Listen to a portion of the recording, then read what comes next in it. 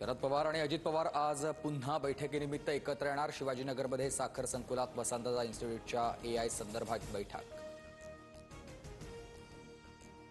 नागालँडमध्ये अजित पवारांच्या राष्ट्रवादीला धक्का। अजित पवारांची साथ सोडत 7 आमदार सत्ताधारी नॅशनल डेमोक्रेटिक प्रोग्रेसिव्ह पार्टी।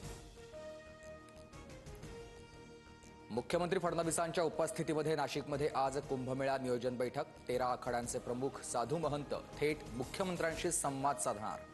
अमृत स्नानाच्या तारखा जाहीर करणार।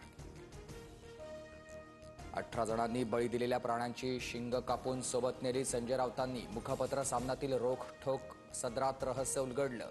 शंखनाद ते रेड्याची शिंगे या मथळ्याखाली रोखठोक प्रकाशित। मध्ये जखमी झालेल्या 7 एमपीएससी विद्यार्थ्यांची आज परीक्षा। विद्यार्थी परीक्षेला मुकण्याची शक्यता। अपघातग्रस्त विद्यार्थ्यांना आजच्या परीक्षेत सवलत देण्याची रासनेंची मुख्यमंत्र्यांकडे मागणी।